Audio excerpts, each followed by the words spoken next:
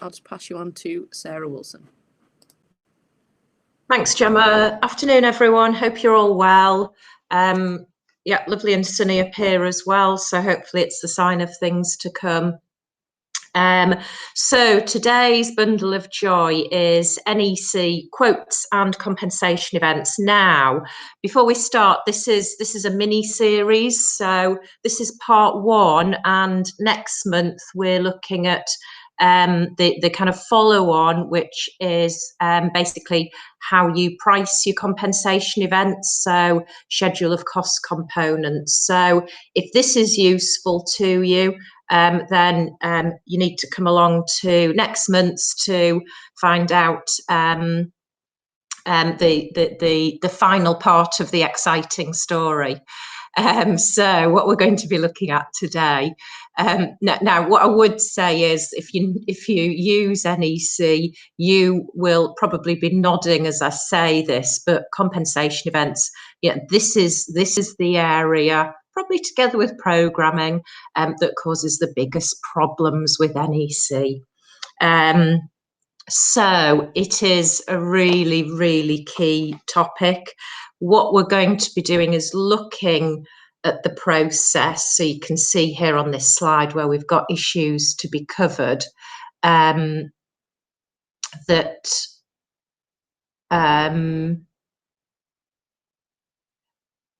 I'm just looking at some of the comments about people who can't hear. I think I'll just have to leave that to Gemma to sort out. Give me a shout, Gemma, if there are issues at my end. So yes, a lot of this is procedural. So if, like me, you find procedures quite boring, I'm afraid you're just going to have to get to grips with this, because it is an important procedure that you need to follow. But also what I would say is that if you know and understand the procedure, quite often you can use it to your advantage. So it might be tempting just to ignore it because it is horrible, but my advice would be just to engage, understand it, and then you'll feel a lot more comfortable using it. And as I say, you should be able to use it to your advantage. So we're going to be looking at notifying a CE compensation event, irrespective of which party you are. We're going to be looking at the time limits for doing that and the implication of missing time limits. We're going to then look at the submission of a quote by contractor or subcontractor, accepting the quote by the project manager and circumstances where it's not accepted, the project manager assessing a compensation event quote, and then finally incorporating the changed prices and dates into the contract when this whole process has been agreed, but also what happens if it isn't agreed. So that's sort of the process, and it's sort of chronological, in line with those bullet points, and it also quite nicely fits in with how the clauses run. So clause 60 sets out all of the compensation events. Clause 61 deals with notifying, so who notifies, and the time limits. 62 deals with issuing quotations, so that's the contractor or the subcontractor. 63, the project manager assessing the quotes in the compensation events, and 64 as well, and then 65 implementing those compensation events. Now, when I say it's a tedious process, you'll see there I've put this note that the flowcharts consist of 20 pages, because when I started preparing this, I thought, well, really, in an ideal world, you should just be able to reproduce the flowcharts and go through it. But unfortunately, it's pretty tortuous. So even the flowcharts that NEC produce are quite not complicated, but convoluted, which sort of shows how process-driven this is. Before we move on, just a word about clause 60, the list of compensation events. We're not going to go through those today. But what I would say is whenever you are notifying a compensation event, or you're in a, shall we say, debate about whether an issue is a compensation event or not, what I would always say is please look through this list, because it is amazing. The circumstances where you may go to your trusted, number one compensation event, which is a change to the works information, but it's amazing the circumstances where other of the compensation events apply. So the list, there are 19 at clause 60. There are also others. So, for example, in the X optional clauses, there's one or two extra CEs, so don't forget about those. But my advice would always be to look at the list and just check that you've covered them all. I'm going to refer to one or two of them as we go along. They're ones that aren't used very often, but they're more to facilitate the implementation of this whole process, rather than our key compensation events. If that sounds a bit cryptic, hopefully it'll become clear as we go along. Right, a little, typo here. So this should be time limits. So next couple of slides, I'm just going to do very high level the timescales for this process that we've just had a look at, and then look at it in more detail, because I always like to know where we're going with something, what the basic issues are, and then look at something in detail so you can look at it in context. So contractor notifying a compensation event to the project manager. Contractor has 8 weeks to do this. It's a condition precedent, which basically means it's a really nasty clause, because if you don't notify within that time scale, within the 8 weeks, then you're not entitled to that extra money or that extra time that you're claiming. But of course, you've still got to do the extra work. So that's what condition precedent means. So they are nasty clauses, but the courts are upholding them at the moment. So please comply with that. Please also note that in the subcontract, it's 7 weeks. So subcontractors beware, and both contractors and subcontractors, please note that frequently that timescale is reduced by amendment through the Z clauses or elsewhere in your NEC contract. So please be careful about that. We do need to observe that provision, or you're going to really get into trouble. So you've got to notify within the 8 weeks. Then once it's been notified to the project manager, the ball's in the project manager's court. So what does project manager do? Well, the project manager has 1 week only within which to go back to the contractor or subcontractor in a subcontract and say either, yes, we agree it's a compensation event, or no, we disagree. And if it's a yes, then at the same time, project manager is supposed to also ask contractor or subcontractor in a subcontract to provide a written quotation for the cost of the work. So there's just a week for that, but there's not too much to do. So, a week is a sensible period. What happens then? Well, ball's in contractor's court. If it has been asked to submit a quotation, it has 3 weeks to do so. So part of what I want to cover today is what happens if the other party doesn't properly comply with the contract. So what happens if project manager says, yes, it is a compensation event, but doesn't ask for a quote? Well, in that case, if I were a contractor, I would be going back to the project manager and saying, please confirm that you want us to provide a quote. And I would actually be preparing it and providing it in any event. What if the project manager comes back and says, I disagree, it's not a compensation event? Effectively, that means project manager is saying you're not getting any extra time or money for this because you're not entitled to it.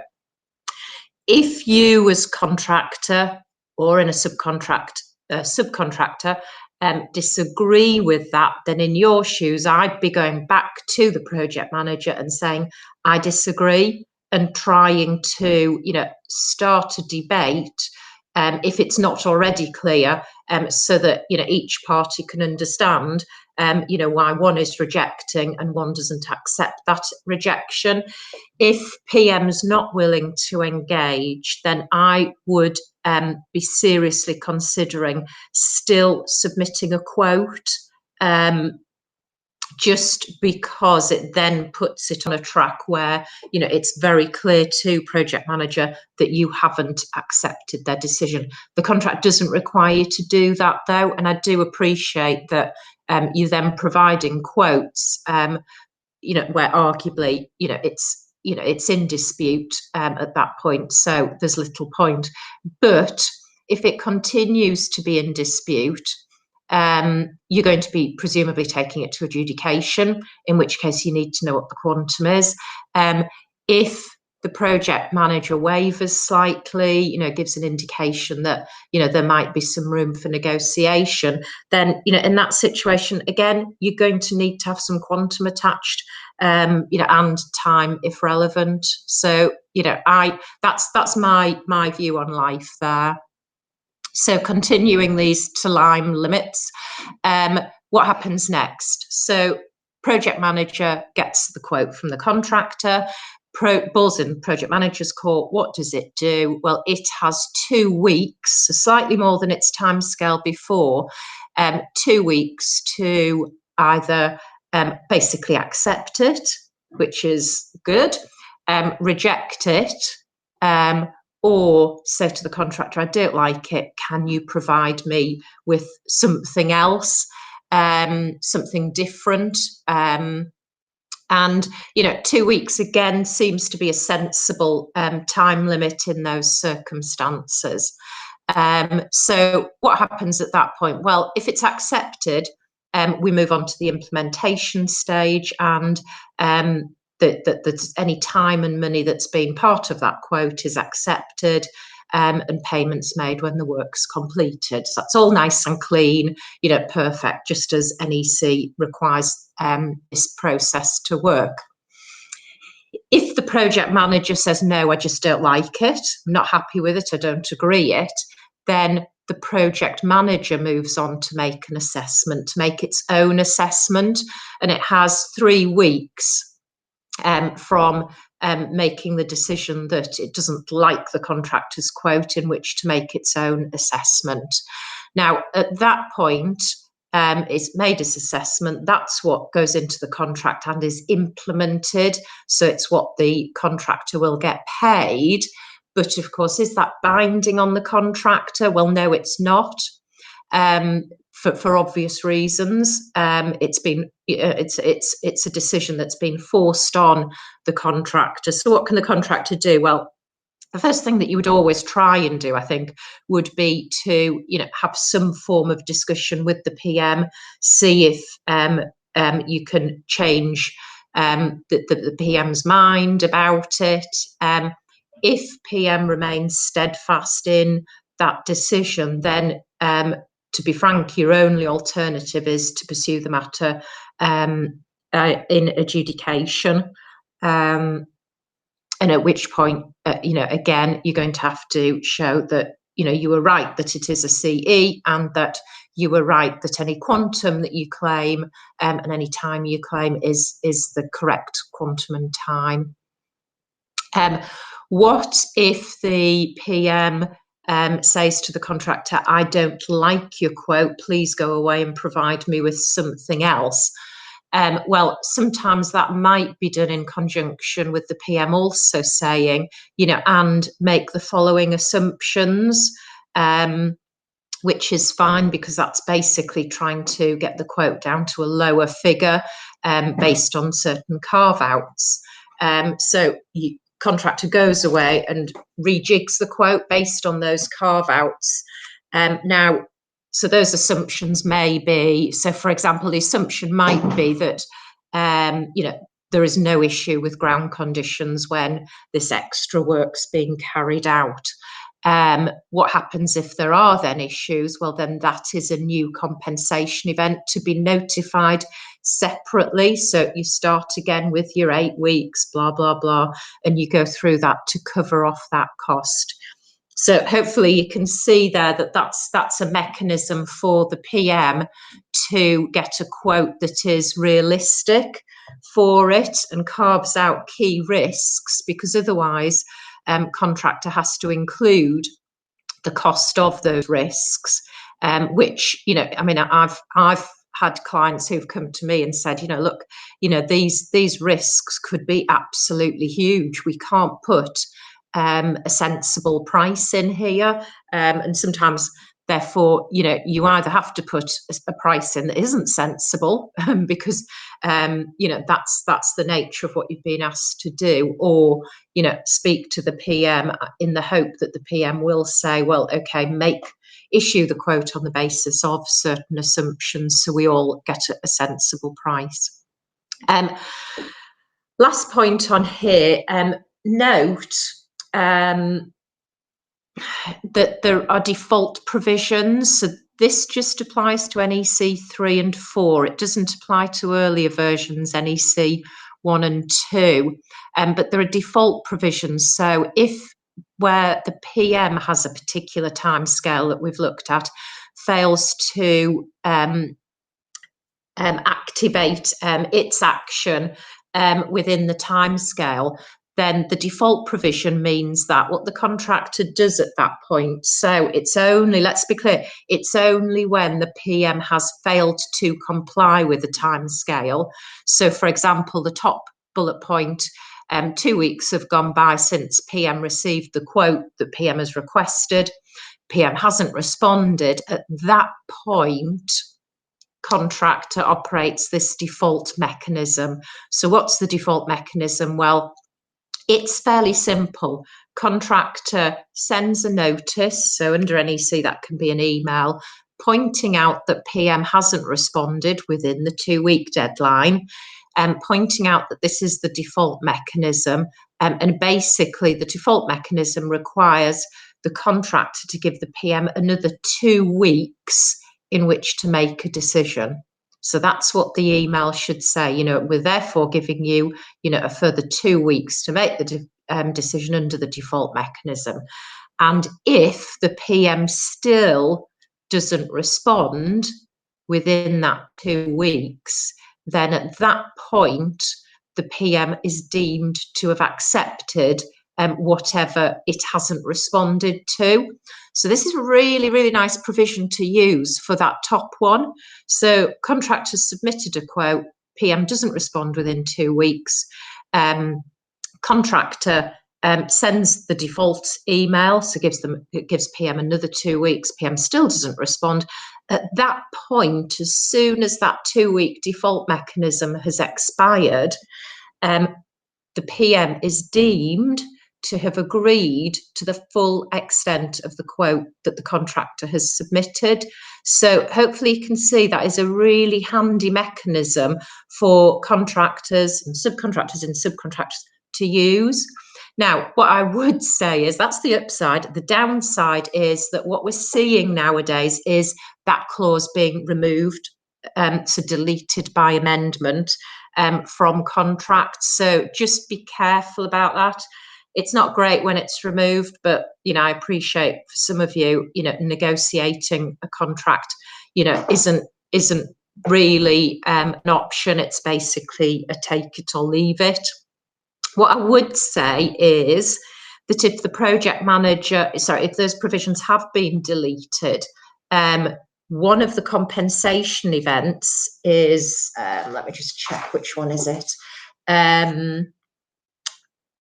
Number 18, so 60.118, that compensation event is a breach of contract by the employer. So I take the view that if the project manager has required to respond in 2 weeks and doesn't, then that's a breach of contract. So what you might want to do, if you haven't got these default provisions in your contract because they've been amended out, is to notify a new CE, which is a breach of contract. And I'm sure that will mean that you will get the project manager's full attention, because no one likes to be told they're in breach of contract. And also, I think possibly once you've done that a couple of times, you will find that the project manager starts to comply with the timescales in the contract. So this is the notification provisions in a little bit more detail. So first of all, we're looking at this condition precedent, so the 8 weeks to notify. So what the clause actually says, so this is 61.3, first bullet point here, it says that you've got to notify the compensation event within 8 weeks of becoming aware of the event. So just be careful about that. It's of you becoming aware of it. So it's not of you being told about it. It's, you know, becoming aware. So it is an early date. So, you know, if in doubt, you know, put that 8 weeks. That 8 weeks starts to run as early as possible. Please don't risk missing that deadline, because all you are doing at this stage is notifying a compensation event. You don't need to give any time details, any cost details. All you need to say is this is a compensation event because, you know, you've issued an instruction, it's a compensation event. You've stopped me going on site, it's a compensation event. And that's all it is. You know, there's not a lot of information to provide in it. The information and the detail comes later with the quote. That's where the hard work starts, in, you know, deciding, you know, what the cost is and what the time implication is.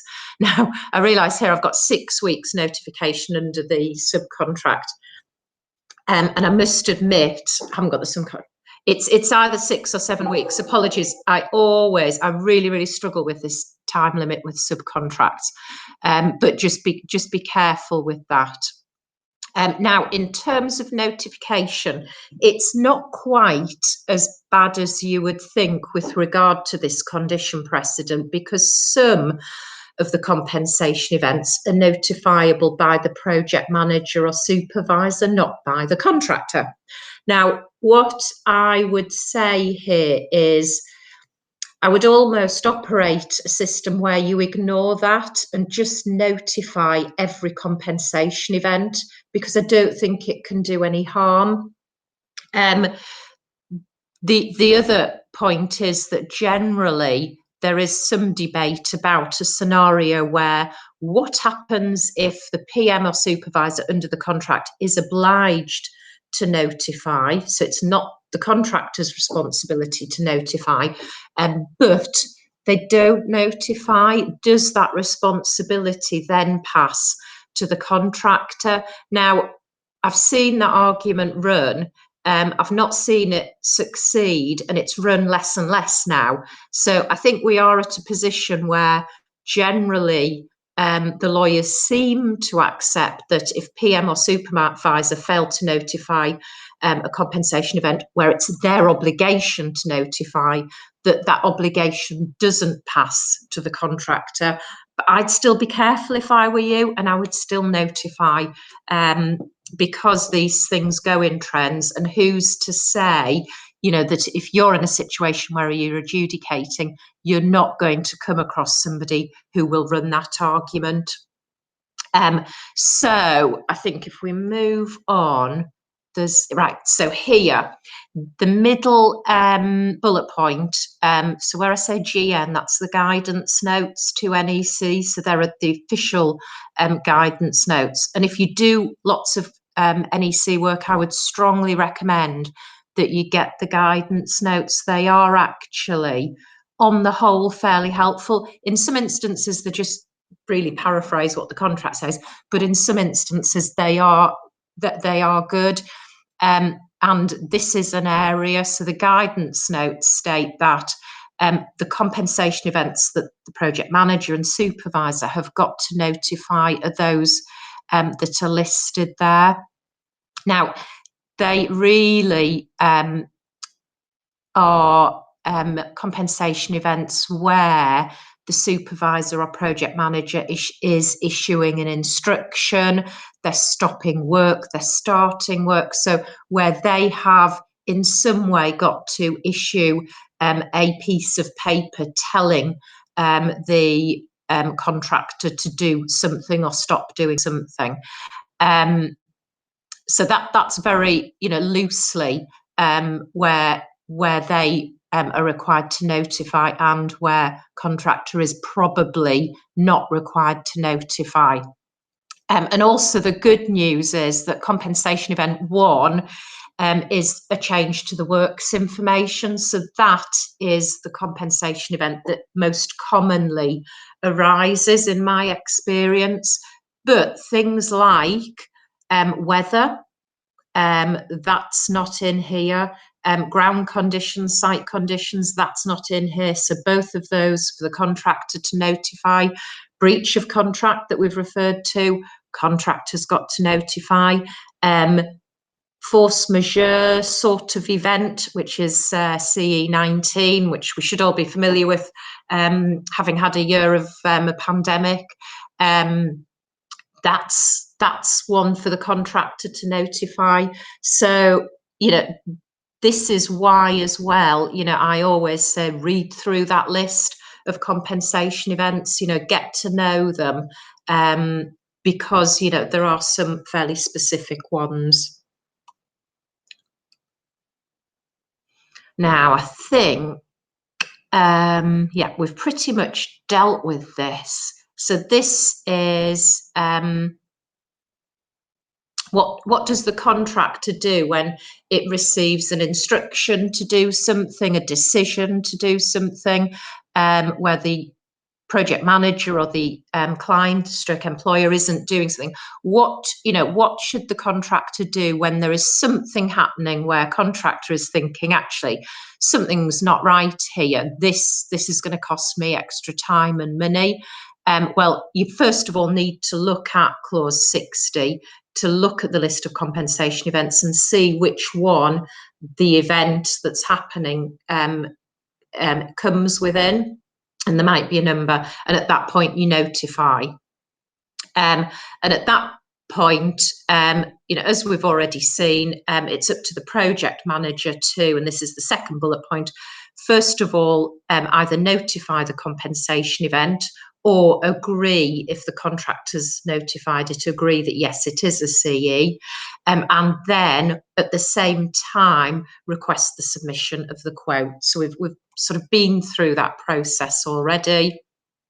Project manager does one of two things: to instructs a quote or notifies the contractor that no changes arise. So you could have a compensation event where there's no implication to it.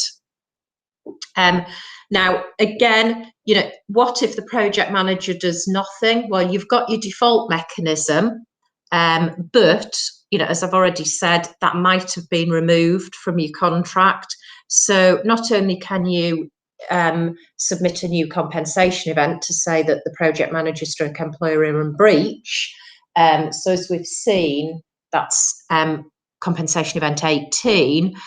You can also use compensation event 9. So that's the second bullet point, 60.19, where the project manager is withholding an acceptance. So basically what you're arguing here is you as contractor have notified a compensation event. Project manager has said, no, it's not, and you disagree. So you can issue another compensation event. Now, this, is about, you as contractor disagreeing with the project manager's decision, or raising an issue that the project manager hasn't complied with the timescales to say, yay or nay to that compensation event. So, you're sort of issuing compensation events on top of compensation events. So what is the point of that? Well, I think the point is that, strictly speaking, for example, this could cause a delay that wouldn't have been a delay to the project that wouldn't have been caused had the project manager operated the contract properly. So that would be a good, valid reason for issuing that, because if there is that delay, then extra money would flow from it. But I think generally that is unlikely. But I think the purpose of issuing these compensation events is that it will push the project manager into action, because it will show the project manager, A, that you know how to operate NEC, B, that you're operating it to your advantage, and C, that you are picking up circumstances where PM isn't operating the contract properly. Now, strictly speaking, PM is going to have to tell the employer about these CEs, and the employer is going to want an explanation. So, I think it's a good mechanism to use, particularly, as I say, if you don't have these default mechanisms. Right, so other provisions under clause 61 with regard to, the quote and what it should include. The first one to note is this first bullet point, that the project manager can issue a quote for a proposed instruction. Now, watch out for these, be really, really careful.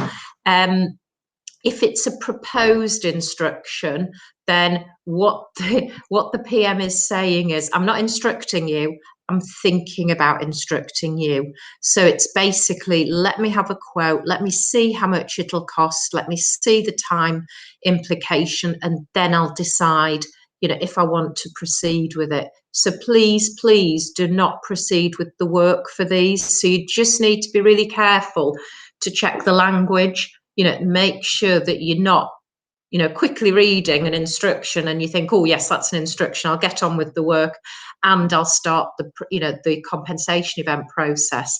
For this, you do not start the work. If in doubt, there's nothing to stop you clarifying it with the PM. So what do you do at that point? Well, at that point, what you do is you provide a quote, and then so you don't do any work. So that's the second bullet point, clause 61.2. You wait until the quote's been reviewed by the PM, and at that point, the PM will issue an instruction for contractor to proceed, or may not. And again, if you're in any doubt, if you've not heard from the project manager, ask, chase, find out what the position is. So the third bullet point is a completely separate point. So we all know that there is a requirement to issue early warning notices if anything is changing in the contract, and particularly if price is going to change, timescales. So logically, an early warning notice goes to some extent hand in hand with notifying a compensation event, with the exception that you have 8 weeks to notify your compensation event, less with a subcontract, and possibly less if your specific contract has been amended. The difference here is that an early warning notice has to be submitted immediately. So it's a mutual obligation, so both parties should be submitting them, but the financial consequences only really fall on the contractor or subcontractor, and a subcontractor, unfortunately. So if, when the project manager asks the contractor to submit a quote for a compensation event, and the project manager said, and there's been no early warning notice issued in advance of the CE, then the project manager has an obligation, when it's asking for the quote, to notify the contractor formally, please note, because you haven't submitted an early warning notice, you need to take that into account when submitting your quote. So PM's supposed to do that when requesting a quote. And of course, how the PM is entitled to assess the cost of that compensation event, if there's no early warning notice being given, is on the basis as if it had. So basically, PM will be arguing, well, contractor, if you'd given me an early warning notice on day one. When we found out about this change, when we found out about, this instruction, etc., etc., I, would have been alerted to this, and I could have said, no, don't do it that way, do it a different way, or no, don't do that at all, etc., etc. And the cost would have been different to what it is now, 6, 7, 8 weeks down the line. So do be really careful about that. Fourth bullet point, project manager, we've already discussed this, can request a quote based on an assumption, because otherwise, if there's no assumptions, then contractor is entitled to factor in all risks connected with that CE work. So the assumption might be included to everyone's benefit. And as I've said, it could be, for example, make the assumption that, the ground conditions are absolutely not problematic at all. In which case contractor can factor out or not factor in any problems with ground conditions into the quote. And then, as we've seen, if the ground conditions are problematic, that then becomes a separate CE. And finally, no CEs are notified after the defect state. So that's clause 61.7. The defect state is the end of the defects period. Quotes for compensation events. We've touched upon this already. The key point here is, what should your quote include? Please remember this. Think about, if you're familiar with JCT, we sort of have the trio of claims. So you have variations, that's one section of the contract. You have extensions of time, that's another section. And finally, you have loss and expense, that's another section. So that's the trio. Here, it's all included together. So don't get muddled by, well, a quote just talks about money, because here it doesn't. It talks about time, including your time to complete. So if you need an extension of time, you've got to cover that in your quote. It also includes key dates, if there are key dates, and if you need an extension to them, and it also includes the money. And remember, the time element is important for two reasons: to get you an extension of time, so you're not paying liquidated damages or delay damages for that period, but also so you can recover your delay-related costs. So, the costs that we sometimes refer to as prelims in JCT. So it is really, really important. What the rules say in the contract is, if you're applying for extra time, you need to submit an updated programme to show the basis of that extra time. Please don't forget that. So many quotes I've seen just include the money, and contractor, in the rush to get the quote out, forgets about, the time and, effectively the prelims. Just a quick point here, clause 62, when you're preparing your quotes, if you're on options C, D or E under NEC, you can add the cost of preparing your quote. You can see I'm getting quote is Q, to the CE, to the cost of the CE, to the actual quote. So that's good, don't forget it. If you're on options A and B, so basically the fixed price forms of contract with NEC, then your cost of preparing your quote is deemed included in the fee percentage, which is in your contract data part 2. So just a note there, when you're tendering for your work and you're thinking about your fee percentage for options A and B, remember that point. I've seen contractors and subcontractors, end up with huge numbers of compensation events, to the extent that they've doubled the cost of the basic cost of the contract. And there've been lots and lots of small value fiddly little compensation events which have involved the QS in hours and hours of time, which hadn't really properly been included in the fee percentage, but where because of what NEC says, contractor, subcontractor hasn't been able to claim any extra for that QS time. So just be careful about that. Right, we've covered that. So let's quickly skim on, and we've covered, so again, this is the default position. Just quickly, let's see the second bullet point. It's a quote from the guidance notes, and I've included it because sometimes, you know, I think it's, you know, sometimes as contractor, subcontractor, you know, you need to find ways of persuading project manager, supervisor, employer to do something. And sometimes, you know, this is where I think the guidance notes are helpful. What this says is that it's important that the project manager doesn't delay assessing compensation events by, for example, waiting until the changed work is complete before deciding whether or not to accept the contractor's quotation. Is that familiar to anyone out there?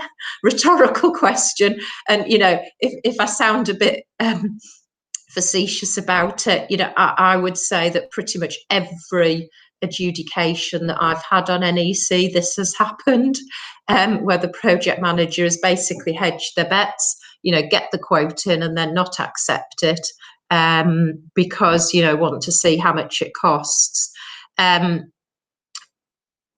So, you know, that's what it says. And again, you know, if that's what your project manager is doing, quote this, you know, call them out, because again, you know, it's human nature. No one likes to feel that they've been caught out doing something naughty, something that they shouldn't do. So, and particularly if it's put in writing, and particularly if you include that last little bit about adjudication, you know, it will alert the project manager to, you know, the fact that if they are not complying with the contract, you know, an adjudicator is going to be looking at that. And again, you know, none of us like to think that, you know, there's going to be this third party individual looking, you know, and seeing that we haven't been doing our job properly. So in assessing compensation events, how are they assessed? Well, it's a very specific way. So it's the effect of the CE, the compensation event, upon the actual defined cost of the work already done. So that's the actual defined cost.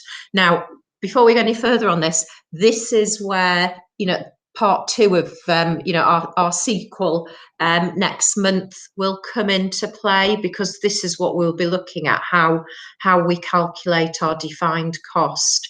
And a bit of a spoiler alert, it's by reference to the schedule of cost components and the cost of individuals, unless you specifically have rates in your contract.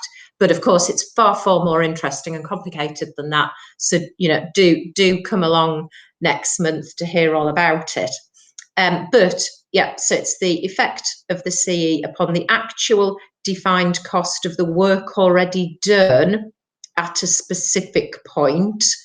Now we'll come back to that at a specific point, and the forecast, so not the actual cost, a forecast of the defined cost of the work yet to be done at a specific point, which we'll come back to, plus the resulting fee percentage, which we've already discussed, you know, which is in your subcontract data part 2.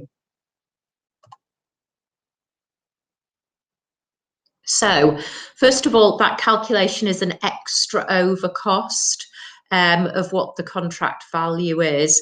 Second, you need to mind the switch date, which is this specific date that I've just referred to as between claiming the actual cost incurred. So, you know, you had three labourers, you know, 2 gangs working on it. That's your actual cost, as opposed to your forecast cost. Well, you know, we anticipate this will take, you know, 3 days with 7 labourers, 3 gangs of X, Y, Z, which is your forecast cost. So that's the switch date, which we'll come on to. And then third, calculating the fee. The fee, it's based on your fee percentage, and it's the difference between the change to the price compared to what you had in the contract for that item. So the switch date. So the switch date, where this is a compensation event. This gets quite convoluted, to be fair. But once you've got to grips with it, you know, it'll be there forever in your head. So the switch date is where the project manager has to notify a compensation event. So we've got that list, if you remember, from the guidance notes. And what we understand is that they happen to be things where project manager or supervisor is issuing an instruction. So they're issuing something. So the switch date is when that instruction is issued, irrespective of whether they issue a compensation event notice, which they should also. It's when they issue that instruction. So they issue a drawing telling you, no, we've changed the works information, do the work like this. That's the instruction. They issue a TQ, no, this is what we want doing, not what's in the works information. That's the instruction. So up until that date, you prepare your quote on the basis of the work that has been done for your actual cost of that work. And after that date, you're preparing it as a forecast, which I actually think is a bit odd, because by the time you're preparing your quote, much of that forecast work will actually have been done, so you'll know how much it's cost. So, you know, it is a bit of a funny one, that. And we're going to look at a case that sort of deals with that, but not entirely. Yeah, I leave it to you. I would probably, to be frank with you, just include my actual cost, because to be frank, your forecast cost is going to be more, and any project manager worth the salt, will want, will not be prepared to accept that. Whereas if you're giving your actual cost, they will. So, it's difficult, but that's your entitlement. So it's a different switch date if this is a CE that the contractor has to notify. And we know the list because we've got it from the guidance note. So the switch date here is the date that the contractor notifies the CE. So that's a bit easier to get to grips with, because if, for example, we know you've got 8 weeks on a contract to notify. So if you notify at week 6, from that date up to that date, then you're looking at your actual cost. What cost have you incurred? After that date, it's your forecast cost. So that sort of makes a bit more sense to me. The 4th bullet point down, the guidance notes, the guidance notes make it clear that the switch date does not change. So please remember that, because so often, I've seen arguments between parties, particularly project managers, saying that, the switch date changes. And what they like to say is that if they don't accept a quote, then the switch date goes from, the next quote that's provided. Absolutely wrong. Switch date has nothing to do with quotes. It's to do with those dates that we're looked at. So, please, don't be misled by that. And at the bottom point actually said contract rates are nothing to do with how you calculate your compensation events. And of course, that's for next month's exciting instalment. Other assessment points, compensation events are the only real way. There are a couple of minor exceptions, so for example, acceleration, but really compensation events are how contractors, subcontractors get extra time and extra money under the contract. You will have noticed I've already said that a breach of contract's a compensation event. In some ways that works well for contractors and subcontractors, but it's a little bit of a problem, because it means that you've got to comply with that time limit, that 8 week or less depending on what your contract says for notifying. You can't leave it right till the end, as you can in, say, JCT, and say, you're in breach of contract, I've got a claim. Doesn't work here. You've still, that time limit still applies. So, you know, that's why, and this is the whole ethos behind NEC. It's so that we all know what's happening in advance. Yeah, we've covered the early warning point. Yeah, I think we've pretty much covered this final point. The contractor is entitled, so this is clause 63.6, so you might want to use this. Contractor is entitled to be paid risk allowances for matters which have a significant risk of occurring, even if they're the contractor's risk under the contract. Now, that makes sense because, of course, this is compensation event work. So, for example, what I would say is, you know, if you are preparing a quote for work, and, for example, it's, you know, well, I would say any work, you know, you would want to include a risk for, you know, what delay and extra costs because of bad weather. Now, some elements of bad weather, so bad weather that isn't really, you know, really, really bad, because it's only really, really bad weather that gets you a compensation event. But it's different with a compensation event. You shouldn't have ever been doing this work. This is extra. So that's the reason that if you get bad weather when you're doing compensation event, that wouldn't be a compensation event under the weather criteria, it should still be included as a risk. Ditto ground conditions, so ditto all risks should be factored in. And this is where, you know, project manager might want to issue some assumptions, because sometimes, you know, the risk cost ends up being way more than, you know, the cost of the basic work in the quote. The downside, but I think it makes sense, is this next point that compensation events are assessed on the assumption that the contractor reacts competently and promptly and that costs are reasonably incurred. So that's clause 63.7. I don't think you can argue with that, really, can you? A compensation event can reduce the costs if it's a change to the works information or a correction to project manager's assumption. Assessing delay. So, of course, we've seen that you've got to include your delay in your quote. So, you know, please don't forget about this. So, delay is defined at 63.3. It's assessed on the basis of the length of time that due to the compensation event planned completion is later than completion of the accepted programme. Now, you know, I think this is really difficult because, of course, you know, you are anticipating how a compensation event is going to delay you, and to a great extent, you know, you don't know because it hasn't happened yet. So, you know, I think that is a really difficult clause to operate under. I suppose the pragmatic answer there is, you know, as contractor, subcontractor, you're always going to have to, you know, factor in a decent amount of risk for yourself, just to protect yourself. And, you know, the risk is then that your quote's not going to get accepted. But, you know, to me, I would say that's a better risk to take than, you know, risking saying, oh, well, it'll be 2 days delay, and then discovering that it's 2 weeks or even longer.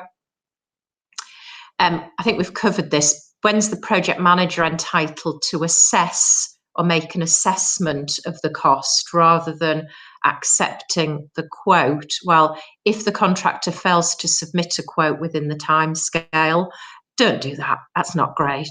It's not helpful. If the project manager doesn't agree with the contractor's quote, if the contractor's quote does not include a programme dealing with time.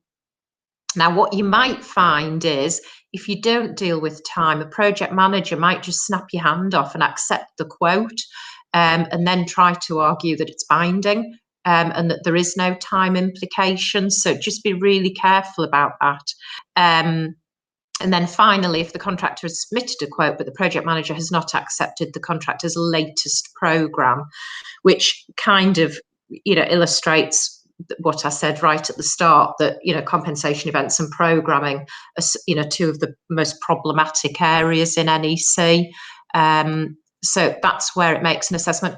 But do note, as I've said earlier, if they make an assessment, it's not binding on you. You can negotiate something different with the PM or the employer, or if all else fails, you can still adjudicate. Right, we've covered that. We've covered that. So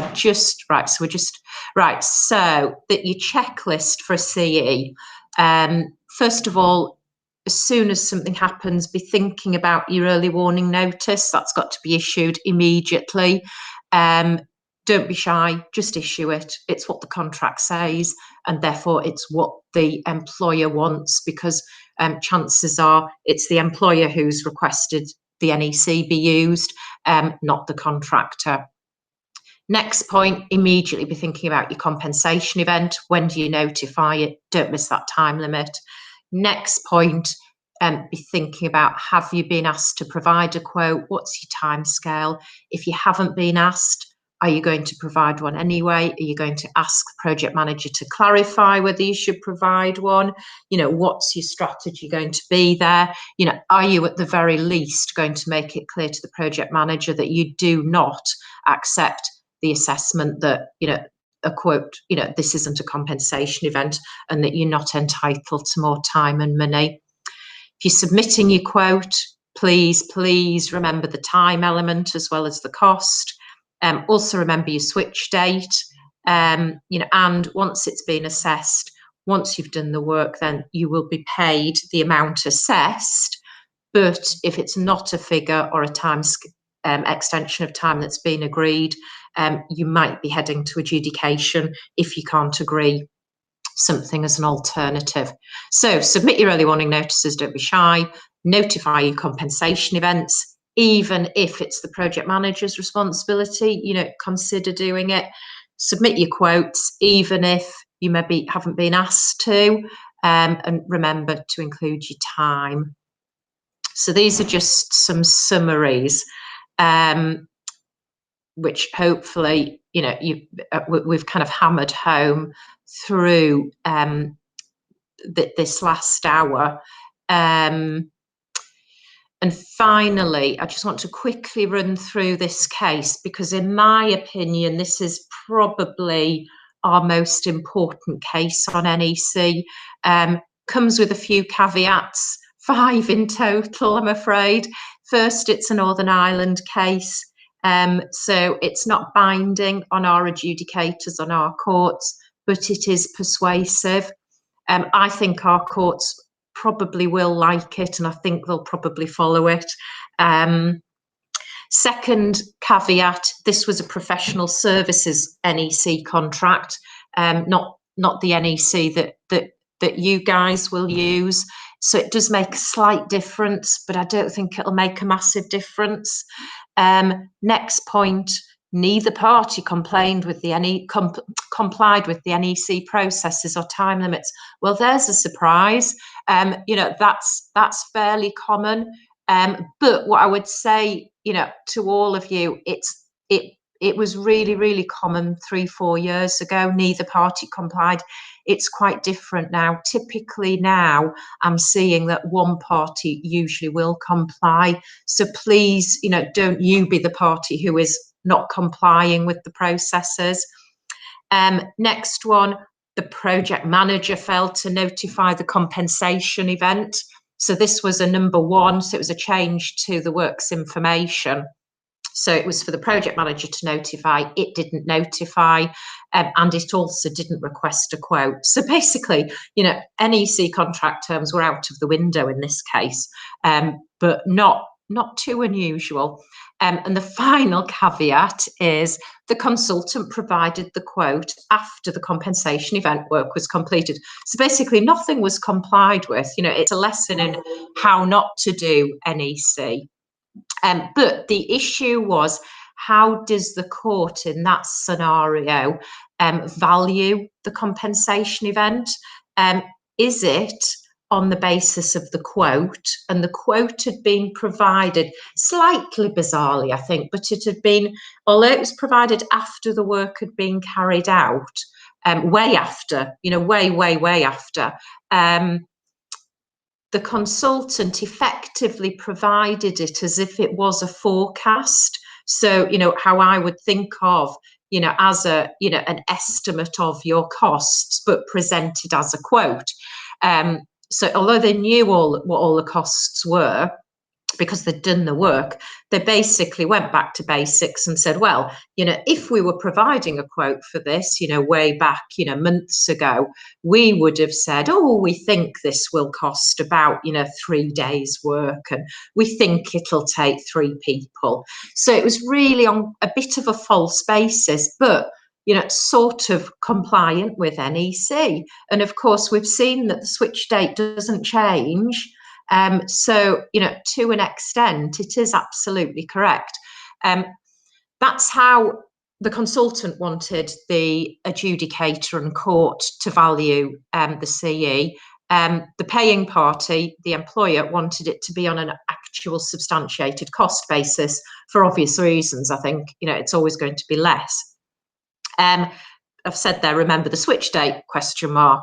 But despite that, the court valued it on the basis that the employer wanted, so a substantiated cost basis, which I can understand because, of course, courts like to see invoices for things. They like everything to be substantiated and proven and established. But of course, that's not what NEC likes, and it's not what NEC says.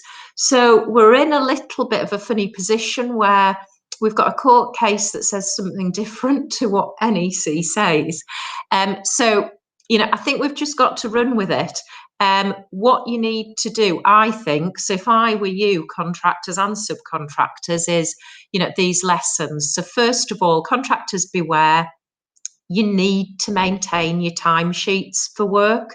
Who's doing what with regard to this compensation work, event work? You know, you've got 3 labourers working on it all morning. You know, it's, you know, Fred, Jim and Bill, you know, and you know exactly how many hours, you know, so that you can quantify it. Contractors beware. The project manager might try to accept the quote late and implement it when the costs start to increase. So, you know, I think you just need to be really careful about that. I don't think they would be entitled to accept it. And I think if you did, you'd be able to challenge it at adjudication. But I do think this is one reason why, you know, it's quite good to push the PM to make a decision when it is required to, so that, you know, you crystallise the position rather than leaving it and then finding that the PM sneaks in, you know, 6 months down the line and accepts it. As I said, I don't think they could, but, you know, someone might try it and, you know, you don't want to be at the wrong end of that. Contractors beware. Project managers might just reject quotes so that they can later require actual cost. So, you know, this is another reason to maintain your records. I also think that, you know, obviously you can proceed to adjudication, but I think adjudicators will follow this case, or at the very least, there is a risk they will. So please, let's keep records. I know it's annoying because, you know, you've provided a quote and then you're also providing records. So you've sort of got the worst of both worlds. But, you know, particularly for high value CEs, I just think it's worth it. I know it is a nuisance because it's all extra paperwork. In any event, if a quote is agreed, the employer can still challenge it via adjudication, although I think they will have an uphill struggle, because obviously project managers accepted it as being reasonable, so the employer would have to explain, possibly 6 months down the line, 12 months down the line, why it wasn't reasonable to accept it. And the guidance notes in W, so that's the dispute resolution section, make it clear that an adjudicator is entitled to assess compensation events, including the time, of course, on the basis set out in the contract prospective. So the guidance notes in the contract contradict this case. Sorry about that. Sorry to add to your woes. But forewarned is forearmed, I always think. Let's keep your substantiation, and then you're in a really good position and you're not going to get caught out. So apologies, I have gone over. We've got questions, but right at the back of the slide are my email details. So if you have to get off, do feel free to email, and also my mobile number's on there. So, if you want to talk through something, please do feel free to call. Yes, it is my mobile. Don't look on the website and ring my landline, because we're all working from home. So questions. Bit of snazzy footwork there by Gemma. Keep you on your toes. Right. So Edward's question, in view of how, in your view, how realistic is it to produce a quote in 3 weeks, given how long the supply chain can be and all the governance involved? Do you know what? That is a really practical question, and it's not something that we come across, and I think it is an issue. I think it's one reason why you really need to make sure that the NEC contract flows through your supply chain. So particularly subcontractors, subcontractors, that they're engaged on NEC, because all the timescales. So for a subcontractor, they have less than 3 weeks. I think they have 2 weeks to provide a quote. So it's all supposed to mesh together. I do appreciate that it's difficult. I've just, I've had adjudications where, it's been obvious, there's been a supply chain as long as your arm for, chunky elements. It's, we've always got mutual trust and cooperation. So, if you are struggling, you can always approach the project manager and say, and I would always put this in writing, this is a big item, we've got a long supply chain, can we have longer than 3 weeks? And, a sensible project manager on a decent project should be willing. I would also, explain why, so that if the project manager says no, they're just looking a bit awkward and a bit difficult. If you can't get all your figures within the 3 weeks, I suppose you've got two choices. You either put it in with lots of caveats.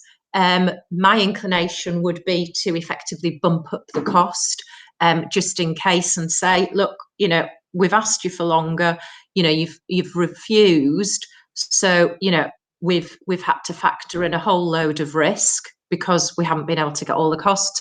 Or you simply don't submit anything, at which point the PM assesses, but that's not binding on you, and you can try and negotiate something with the PM or go to adjudication. The difficulty with that latter is that adjudication is all about showing that you're the good guys. So if you just haven't produced a quote, it's not setting, it's not making you look really good. So my inclination would be to go down that first route. Sorry, that's not a particularly definitive one, but it's one of those practical stroke legal questions. There's another question from Edward just come up. Right. 61.3 date. No, it's not. But we've got, I always take the view here that, you know, let's do it as soon as, you know, you could possibly have been made aware. It's always possible to sort of look back and, you know, find out when parties were in, you know, realistically aware of things. The problem often is, I find, particularly with NEC, that, you know, somebody's aware that something's going on site, or something's changing or happening, but they haven't actually put, you know, 2 and 2 together to get 4. So they haven't either thought this is going to be more time or money, or, you know, this isn't our risk, we need to do something about it. But, you know, I think, and it is a real problem, that, you know, we are thinking about, in the kind of why, you know, I'm talking to Mark and Stuart about, you know, this practical problem of, if you've got 8 weeks or however long you've got, you know, how do you make sure the people on site, the people on the ground, you know, are aware enough so that they know what to tell you about, so that whoever's responsible for notifying the project manager on the contractor's side, you know, is informed. Got a question from Paul. Paul, how can you get the PM to implement CEs quicker? For instance, instruct work and a quotation, works gets done, but CE not implemented and there's no payment. What's reasonable? Well, you know, there are those time limits set out. So, you know, if you have them, so what are they? Project manager has a week from when you notify your CE to ask you to produce a quote. If you've been asked to produce a quote, you do it within 3 weeks. And if project manager hasn't assessed it within 2 weeks, you either need to be using those default mechanisms, and if they're not in your contract, you need to be going back to the project manager and saying, I'm notifying you of another compensation event. It's compensation event number 18. It's called breach of contract by the employer. And let me just explain what the breach is. The breach is that you, project manager, haven't assessed, or haven't, you know, haven't assessed or haven't agreed our quote or assessed it within the timescales set out in the contract. And, you know, I'll eat my hat if you don't get a pretty quick response back from the PM as a result of that. Because, as I say, no one likes to be told that they're in breach of contract, particularly not a project manager who is being paid by your client, the employer, to do a good job, not to do a bad job and put them in breach of contract. So I think that's the way to do it if you can't use that default mechanism. Would the price be based on delayed response? Yeah, I think Cameron, that's a really good point, because, you know, I've thought about this because I'm sad like that. You know, and it's all fact based, but I think you'd struggle to put any cost to this. I think the purpose is to keep the project manager on its toes, and make sure that you are, as we had in the last question, that you are getting notified of the amount for your compensation events, they're getting implemented and you're getting paid for them. So you're getting the cash flow, even if it's not the amount that you've asked for, that you've put in your quote. You may have a better idea of this. I can see that there may be delay attached. I don't think there'd be any delay in the money, because what would you be saying? You'd be saying, hang on a minute, PM, because you're in breach of contract, we haven't crystallised the cost of this. It hasn't then been implemented into the contract, and therefore I haven't got paid. So really it's a delay in you getting paid. So you might be able to argue, you know, there's always a cost to delay in getting paid. It's called interest. Now, there's no interest, you're not entitled to interest under the clause, but you could say, well, the delay means that I have suffered loss because I haven't had that money in my bank account, because it's paid late. So I want the interest on it. Now, it's not going to be huge money, but again, you know, this is about getting the PM moving. And if the PM is going to have to report to the client, you know, oh, you know, I'm sorry, I missed a deadline, and that contractor's now saying I've got to pay interest for, you know, late payment, I think the employer is going to be saying, what's going on here, project manager? You need to do your job properly. So that's all I can think of. But as I say, it's fact relevant. So, you know, there may be instances where there are there is some real money involved. Right, NEC option C, oh, I love it. Due to the use of favourable seeker rates, the shorter schedule of cost components, schedule of cost components would be preferred when pricing CEs. If data for this is next month, Matthew. If the data is entered into, can it be automatic? No, I'm sorry, it can't. Sorry. It can only be used if, so generally under option C, you are using the schedule of cost components. I'm going to charge you for this because seriously, this is next month. So you can only use the schedule of cost components unless the PM agrees to use the shorter schedule. And I've never seen that happen. And I suspect it would only happen, common sense dictates, if the PM thought it was going to result in less money being paid. Now that sort of suggests that your contract data part 2 has the seeker rates in for the shorter schedule, but not for the ordinary schedule. So I'd check that, because hopefully if you've got seeker rates in for both, it makes no difference. Okay, I think Matthew was trying to get as many acronyms into one question as possible there, which I think we've just got one more question coming from Paul.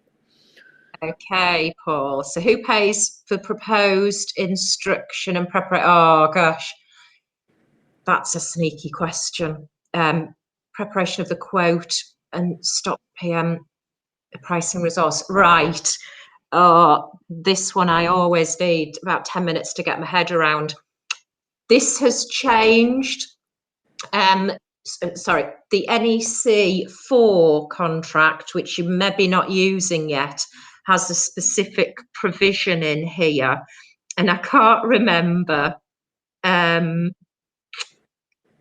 can't remember whether it is that says that the preparation of the quote is the project manager stroke client's cost if they don't proceed. I'm really sorry, Paul, I've failed you on this, but if you want to drop me an email, I will check it and come back to you. It's one of those things where it's a bit fiddly and I always just need to review it because there's a couple of scenarios. Or alternatively,